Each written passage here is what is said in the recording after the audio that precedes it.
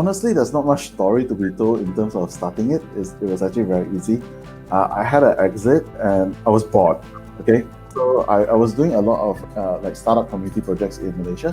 So that from I think 2007, 2008, 2009, there wasn't any startup events in Malaysia, or at least not many. It was either between Bikesh or me, or Doc Siva, like those other folks. Yeah.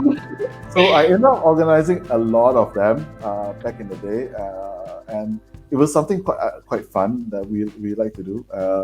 And so my friend who was at TED at that time told me about the initiative. I think at that point in time, they don't even have an official name yet. So it wasn't TEDx, it was just like, hey, you want to do a gathering of people watching TED videos? I'm like, yeah, sure. Oh, okay, that's news to me. Yeah, because I'm privileged enough to know what TED is.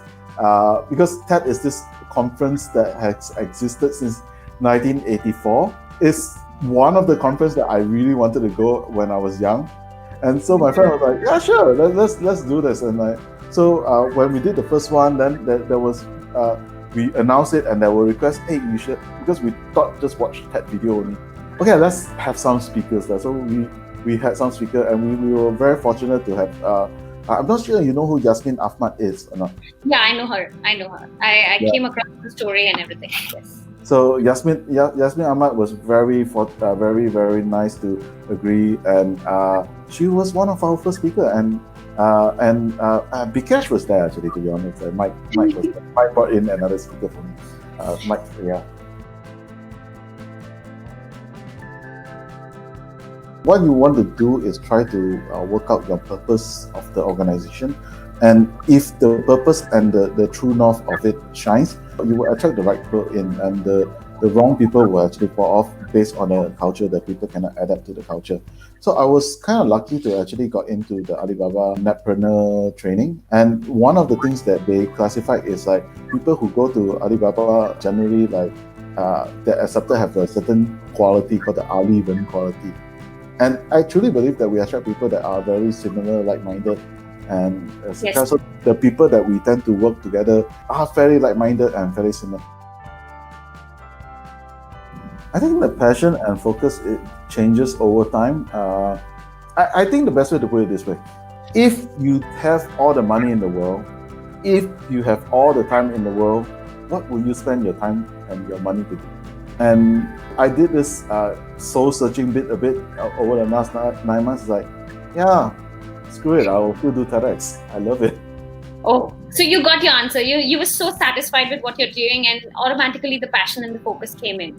Yeah, that is. I mean, that was definitely a burnout. We took a bit of a break, but yeah, after going through it again and figuring out again, like, it's something that we feel that Malaysia needs. It's something that we fulfill, something that not many people can do, and it's something that I really enjoy doing.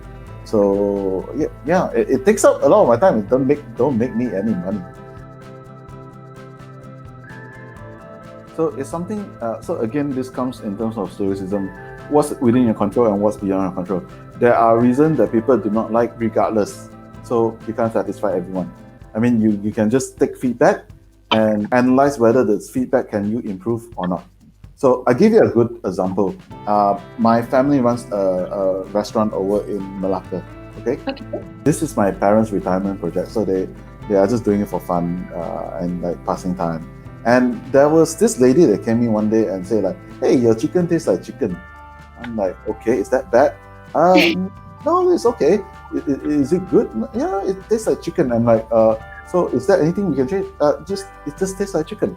And how are you going? Like, she clearly looks dissatisfied, but I do not know how to answer that question, because again, there is something called product market fit.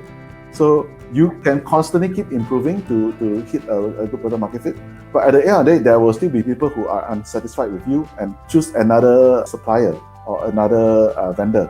So for example, everyone loves LinkedIn. I'm not a LinkedIn customer. Okay, majority people in the world uses Google. But there are a group of people who are dissatisfied with Google because of Google's policy and opted to use other stuff like DuckDuckGo or other stuff.